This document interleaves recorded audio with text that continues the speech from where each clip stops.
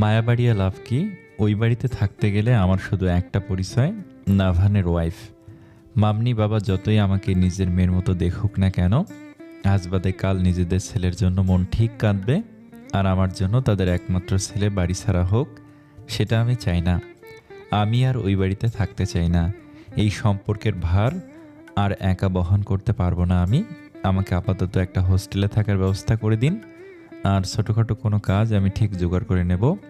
ওই বাড়িতে আমি আর থাকবো না। ইনায়ার কথায় মাথা ঝাঁকায় মিনারা বেগম। আসলেই তো, স্বামী ছাড়া সংসার কিভাবে? যেখানে আজ পর্যন্ত নাভান ইনায়ার মুখটাও পর্যন্ত দেখেনি, এই সম্পর্কের কোনো ভবিষ্যৎ নেই। মিজানুল করিম খানিকক্ষণ চুপ থেকে বলে ওঠে, সেটাই ভালো। আমি নাহিদ মির্জার সাথে কথা বলে বিষয়টা ঠিক করছি। জীবনটা নতুন করে শুরু করো। আর ফাহাদ, ইনায়াদের বাড়ির বিষয়টা হ্যান্ডেল করো। এতক্ষণ সবকিছু নীরব দর্শকের মতো দেখছিল ফাহাদ। বাবার কথায় মাথা নাড়ায় সে। ইনায়ের জন্য খুব খারাপ লাগছে তার, আর নাভানের জন্য রাগ লাগছেও বটে। কিন্তু কি আর করার, আজকাল ছেলে মেয়েদের ওপর জেদ চাপিয়ে দিতে নেই।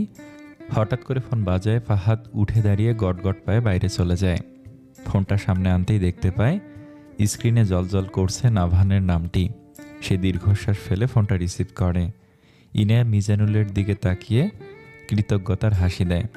ধন্যবাদ মামা, আজকে তাহলে আসি। ইনায়ের কথায় মিজানুল আর মিনারা বেগম সাদ বাঁধে। কি বলিস? আর যাওয়ার দরকার নেই। ইনায়া হাসে কিঞ্চিত, বড় একটা নিঃশ্বাস ছেড়ে বলে, মামনি আর বাবাই আমার জন্য অনেক করেছে, তাদের ঋণ আমি শোধ করতে পারবো না। আর বাড়িতে আমি কাউকে না জানিয়ে এসেছি। এতক্ষণে হয়তো চিন্তা করছে সবাই। কেউ আর কোনো বলার মতো কথা খুঁজে পেলেন না। মিজানুল ঠিক করলেন ড্রাইভার দিয়ে ইনায়াকে বাড়ি পৌঁছে দেবেন। ইনায়াও রাজি হয়ে যায়। যত তাড়াতাড়ি সম্ভব বাড়িতে যেতে হবে। মির্জা বাড়িতে হট্টগোল বেঁধেছে একটা। সবার মুখ গম্ভীর হয়ে আছে। তার কারণ হলো ইনায়ার এখনও বাড়ি না ফেরা। ঈশান নিধির দিকে তাকিয়ে চোখ মুখ পাকাচ্ছে। নিধি বেচারি ভয়ে চুপসে আছে। ঈশানের ভাষ্য মতে নিধি আজকে ফাঁকি না দিলে এই সমস্যা হতো না। সোহানা আর নিপার মনে অন্য ধারণা, ইয়ানা সুযোগ পেয়ে চলে গেল না তো, আর যাবি বা কোথায়? নাহিদ মির্জা আর নওয়াজ, তারা দুজনেই ড্রাইভার আতাউরকে ইচ্ছে মতো ঝাড়ছে। আতাউরের ভিতরে অনেক হিংসা হয়। 2 দিনের মেয়ের জন্য তাকে ঝাড়ি খেতে হচ্ছে। সে বিরক্ত সহিত বলে, মেয়েটা আমাকে আনতে যেতে নিষেধ করেছিল স্যার। আমি কি জানি? কি জানি কাজ ছিল তার। বলেছে ক্লাস শেষে একা একাই চলে আসবে। সে বলল আর তুমি মেনে নিলে? ও কি রাস্তাঘাট চেনে? আমাদেরও তো তুমি ইনফর্ম করতে পারতে। গর্ধব একটা। নাহিদ মির্জার ঝাড়ি খেয়ে আতাউরের মন আরও বিষাদে ছেয়ে সে মিনমিন কণ্ঠে বলে, স্যার দেখেন, কারোর সাথে নিশ্চয়ই ভেগে গেছে। ওসব মেয়েদের বিশ্বাস করতে নেই। আতাউরের কথায় সবাই তার দিকে রক্তচক্ষু নিয়ে তাকালো। সবচাইতে বেশি রাগলো সোহানা। সে আতাউরকে উদ্দেশ্য করে বলল, আমাদের মেয়ের সম্পর্কে একটাও বাজে কথা বলবেন না আপনি। আর আজকের থেকে আপনার চাকরি করতে হবে না।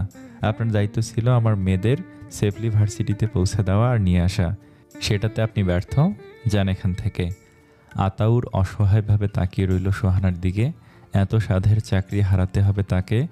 ঈশান আতাউরকে ইশারায় আপাতত বাইরে যেতে বলে।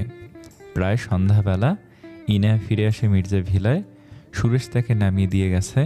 ইনায়া বাড়িতে ঢুকতেই সবাই তাকে একের পর এক জিজ্ঞাসাবাদ করতে থাকে। একসাথে এত প্রশ্ন শুনে ইনায়া কান ধরে আসে প্রায়। ইতিমধ্যে নাহিদ আর নওয়াজ মির্জা পুলিশ ইনফর্ম করেছে। ইনায়া খানিকক্ষণ চুপ থেকে ভীতু গলায় বলে ওঠে, আসলে আমি মামার ওখানে গিয়েছিলাম। ইনায়ার কথায় সবাই অবাক হয় প্রচুর। সোহানা মির্জা মলিন হাসে, তারপর শান্ত স্বরে বলে ওঠে, কেন? আমাকে আর বিশ্বাস হয় না বুঝি? মনে হয় আরও ক্ষতি করব? না মামনি, তেমন কিছু না। আমি চাইনি আমার জন্য তোমার আর বাবার মধ্যে কোনো সমস্যা হোক। আমি জানি তুমি আমার জন্য সবসময় বেস্টটাই করবে, কিন্তু তুমি এমনটা কী কারণে বলছো? ইনায়া অত্যন্ত মলিন কণ্ঠে জিজ্ঞেস করে।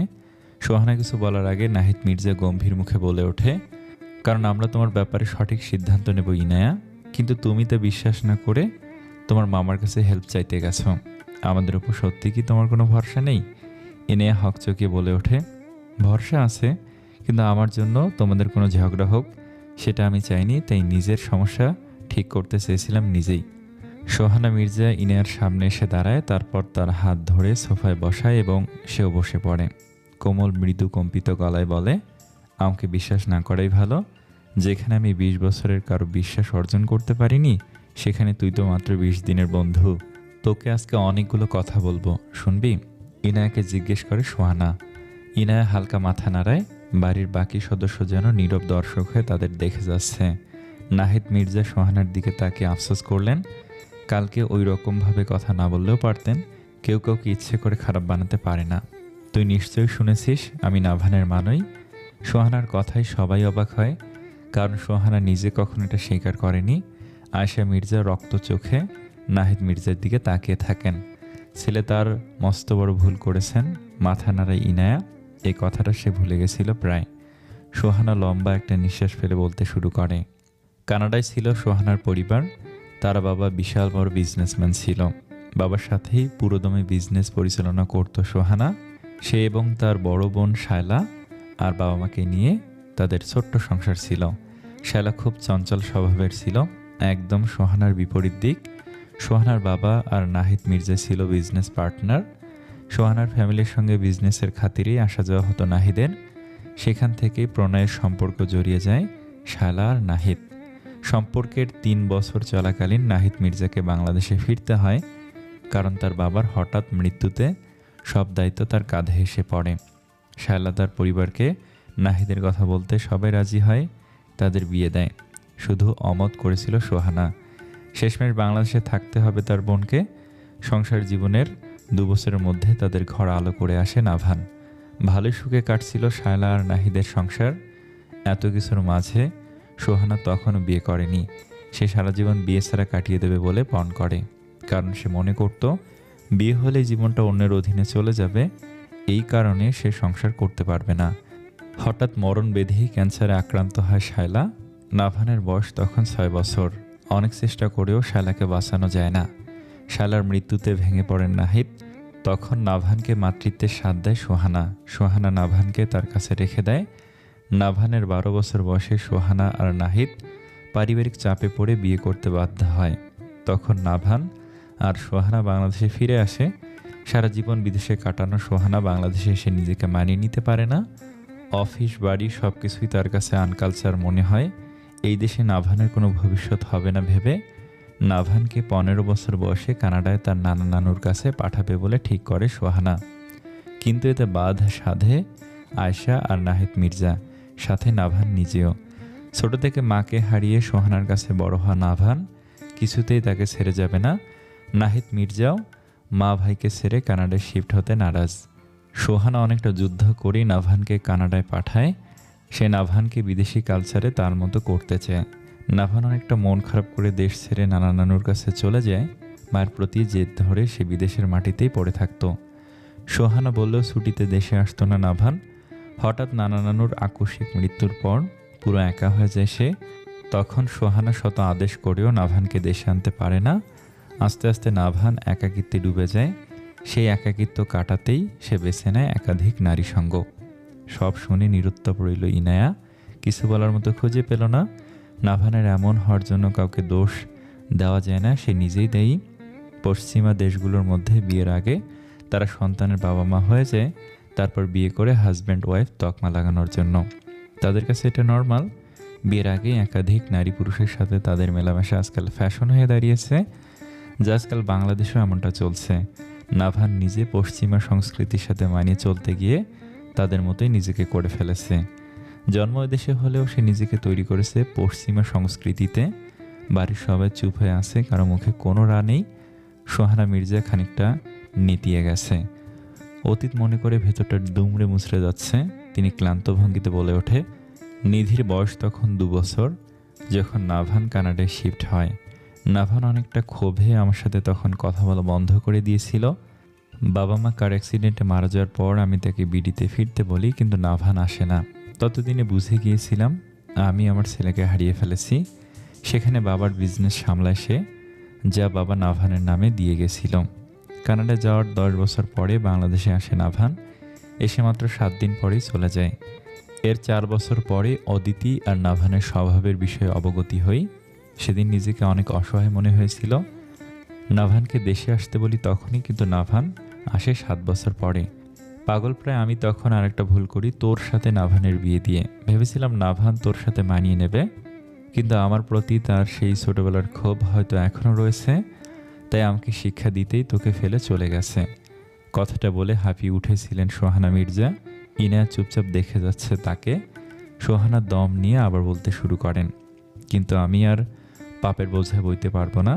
নাভানের সাথে কথা হয়েছে, কিছুদিনের মধ্যে নাভানকে দেশে আসতে বলেছি। সে আসতেই ডিভোর্সের ব্যবস্থা করব। ততদিন আমার উপর ভরসা রাখ, তোর একটা ব্যবস্থা করে আমিও চলে যাব আমার জায়গায়। সোহানার কথায় তার দিকে দৃষ্টিপাত করলো সবাই। তার কথার মানে বুঝতে পারে না কেউই। নাহিদ মির্জা গম্ভীর মুখে কঠিন দৃষ্টিতে সোহানার দিকে তাকিয়ে বলে ওঠে, কি বলছে এইসব? কই যাবে তুমি? সোহানা নাহিদ মির্জার দিকে তাকিয়ে অকপটে বলে ওঠে, আমি তো নাভানের মা হওয়ার জন্য এই বাড়িতে এসেছিলাম। সেটাই যেহেতু হতে পারিনি, তাহলে এই বাড়িতে থাকার কোনো মানে নেই। আয়শা মির্জা এবার চটে গেলেন। তিনি এবার মুখে তেজ এনে বললেন, এতদিনে যেহেতু সব ঠিক হচ্ছে, তার মধ্যে তুমি আবার ঝামেলা করো না সোহানা। নাভানকে কানাডায় পাঠানোর ব্যবস্থা তুমি করলেও তার বিগড়ে যাওয়াতে তোমার কোনো দায়ভার নেই, অন্তত আমি সেটা মনে করি না। আর নাহিদ, তোমার সোহানাকে এই কথাটা বলাটা উচিত হয়নি। নাহিদ মির্জা এবার নিজেই নিজেকে তিরস্কার করলেন। কেন সেদিন রাগের বশে এমন কথা বলে ফেললেন, যার চোটটা সোহানার মনে গভীর ক্ষত সৃষ্টি করেছে। সোহানা নাভানের জন্য নিজের স্বপ্ন, জীবন সব কিছু পিছনে ফেলে দিয়েছিল। সে তো নাভানকে উচ্চশিক্ষিত করতে চেয়েছিল। এইদিকে নিধি মায়ের কথা শুনে কাঁদতে শুরু করে। সে সোহানার দিকে তাকিয়ে গিয়ে তাকে জড়িয়ে ধরে। তারপর করুণ কণ্ঠে বলে ওঠে, মা তুমি এমন কথা বলো না। তুমি চলে গেলে আমার কি হবে? আমি থাকতে পারবো না। নিধি, তুমি যদি তোমার বাবার সাথে থাকতে চাও তাহলে আমি না করব না। তোমার ডিসিশন, তুমি কি করতে চাও। কথাটা বলে সোহানা ক্লান্ত ভঙ্গিতে হেঁটে নিজের ঘরে চলে গেল। নাহিদ মির্জাও তার পিছু নেয়। একে একে যে যার রুমে চলে যায়, শুধু থেকে যায় নিধি আর ঈশান। ইনাও নিজের ঘরে ফিরে আসে। তার বুকের ভিতর সূক্ষ্ম একটা যন্ত্রণা শুরু হয়েছে। নাভান দেশে আসবে, তাকে তার জীবন থেকে বের করতে। অবশ্য এই সম্পর্কের কোনো মানে নেই। হিসেবে নাভান তার স্বামী, কিন্তু সে তার কাছে বড্ড অচেনা। নাভানের কতগুলো ছবি ব্যতীত আর কিছুই তার জানা নেই। নাভান আসলে তার সামনে যাবে কি করে সে? না, সে নাভানকে ফেস করতে পারবে না। নাভান আসার আগেই বাড়ি ছাড়তে হবে, ভাবছে ইনায়া। চটজলদি হোস্টেলে শিফট হতে হবে তাকে।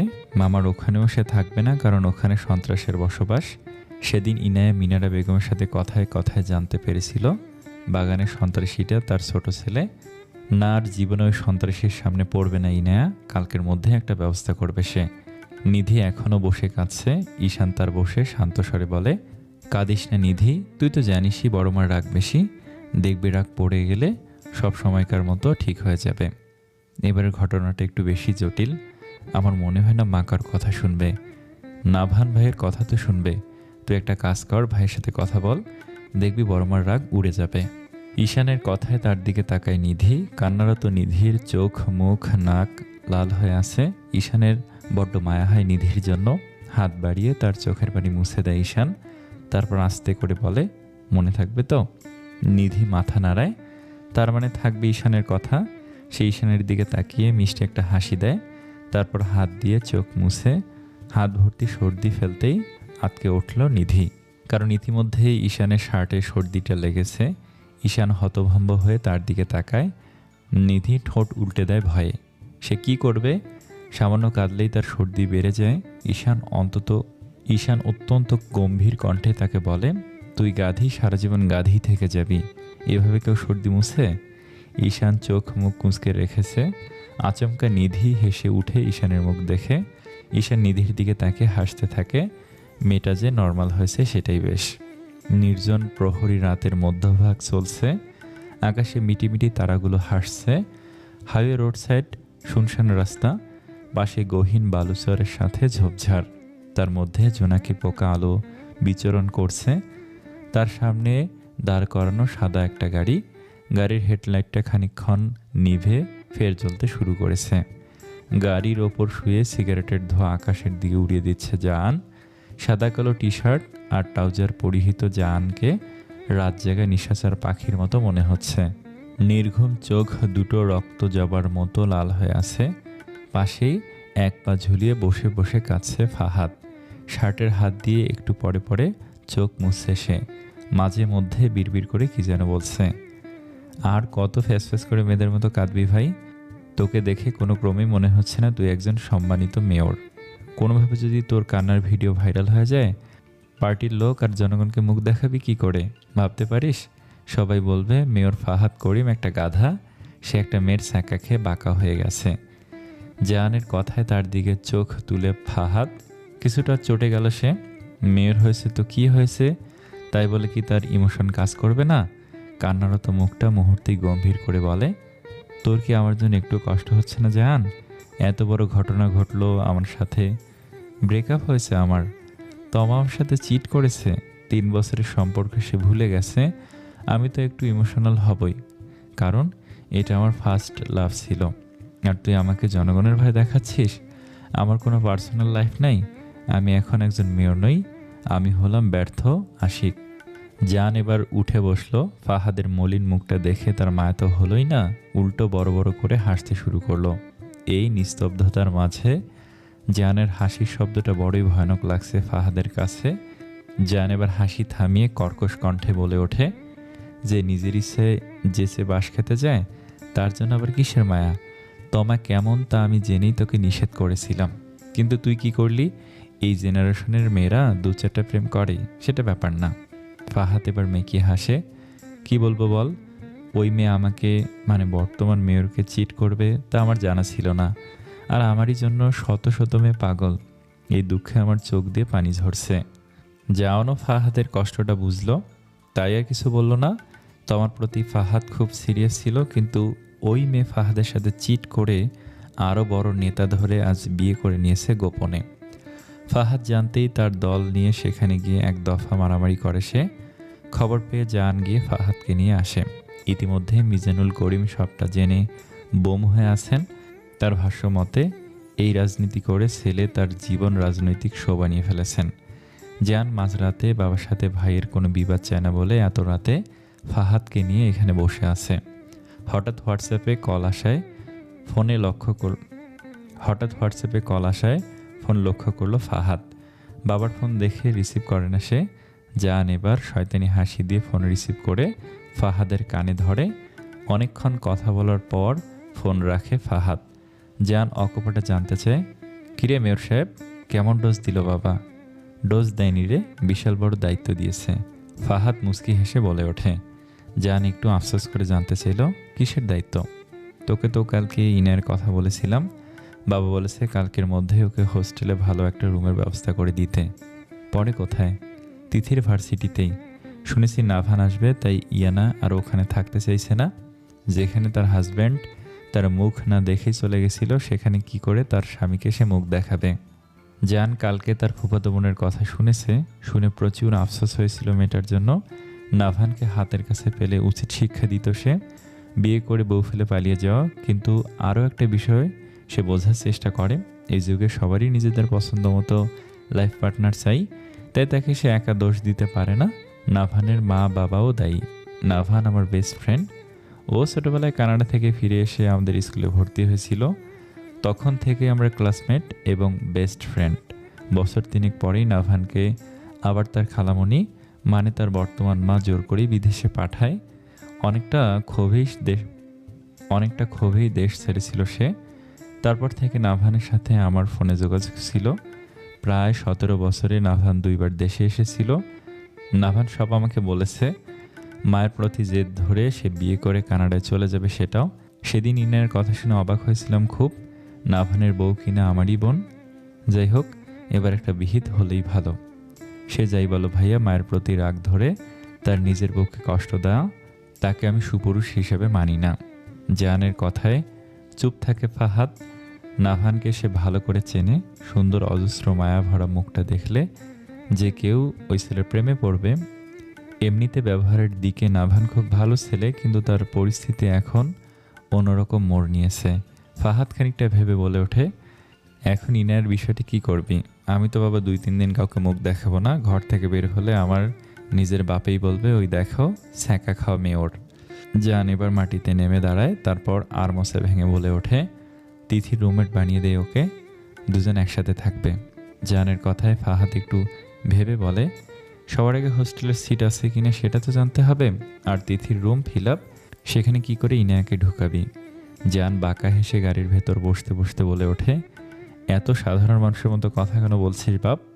তোর আর আমার এত ক্ষমতা দিয়ে কি হবে যদি হোস্টেলে একটা সিট খালি করতে না পারি? ফাহাদ বুঝতে পারে সামনে কি হতে চলছে, তাই আর মাথা না ঘামিয়ে গাড়িতে উঠে বসে সে। জান স্টিয়ারিং ঘোরাতে ঘোরাতে মৃদু হেসে ওঠে, জানিস ভাই, তোকে দেখে আমার কি গান মনে হচ্ছে? ফাহাদ গুমড়ো মুখে বলে ওঠে, কিসের মতো? ওই যে আমারে ধরাই দিল আক্কাওয়ালা বাস। ফাহাদ রেগে জোরে বলে ওঠে, খুব জঘন্য তোর গানের গলা, সি। গল্প দেওয়ার মতো মানসিকতা ছিল না, ভিডিও বানানো ছিল, তাই দিয়ে দিলাম। ভিডিও বানাতে ধরলেই বুকের মধ্যে হাহাকার করে। আল্লাহ আপনি সকল ভাই বোনদের বাঁচান, আর কোনো বুক যেন খালি না হয়।